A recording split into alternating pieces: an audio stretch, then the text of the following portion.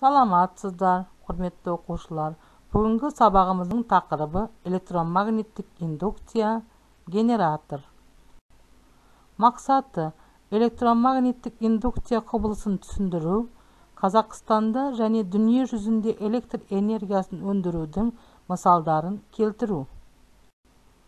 Бағалау критерийлері электромагниттік индукция құбылысын сипаттайды және электромагнит индукция заңын тұжырымдайды. Фарадей тәжірибесін түсіндіреді. Индукциялық ток контур ішінде магниттік ағынның өзгерісінен пайда болатын дәлелдейді. Генератордың құрылысы мен жұмыс істеу принципі түсіндіреді. Магнит өрісін электр өрісіне айналдыру. Ағылшын физигі Майкл Фарадей магнит өрісін электр өрісіне айналдыру мақсатын қойып, 10 жылда 1821-ден 1831 жылдар аралығында магнит өрісі электр өрісін тудыратындығын анықтады.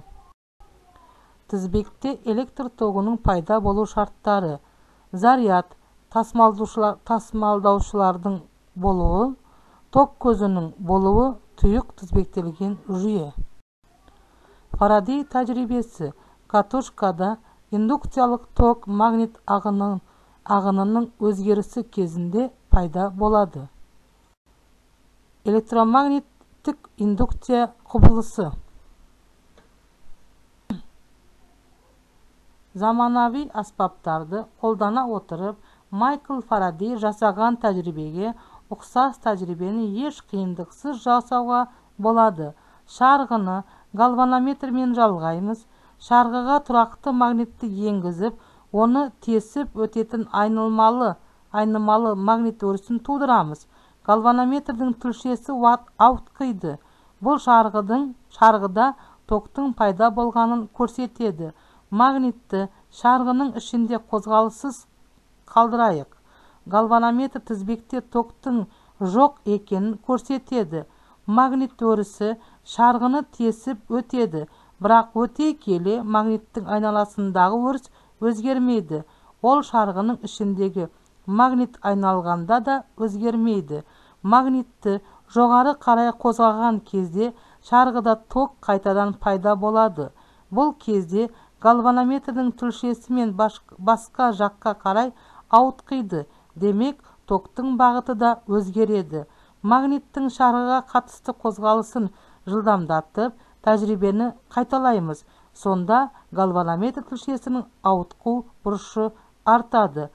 Электромагниттік индукция құбылысы деп тұйықталған өткізгіш контурда айнымалы магнит өрісінің әсерінен электр тогының пайда болуын айтамыз.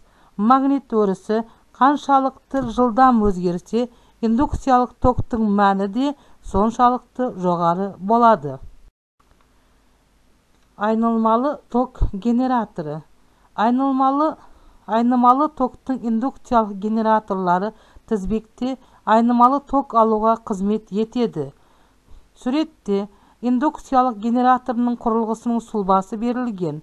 Генераторның Закири раманы генератор индукторының магнит өрісінде айналдырады. Оны айналдыру кезінде раманы тесіп өтетін күш сызықтарының саны өзгереді.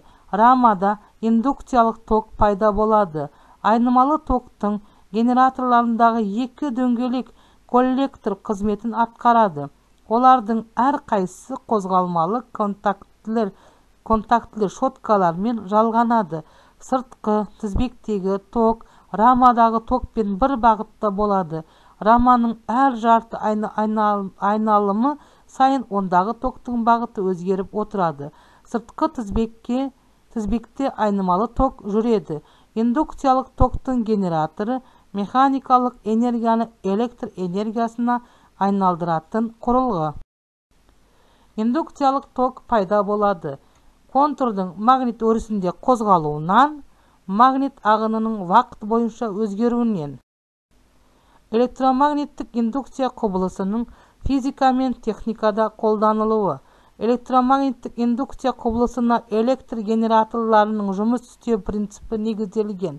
Неміс физигі Генрих Гельмгольц Адамдар электр өрісін қолданған кезде олар Фарадейді ұмытпайды.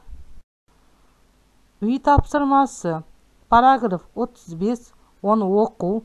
225 беттегі шығармашылық тапсырманы орындау.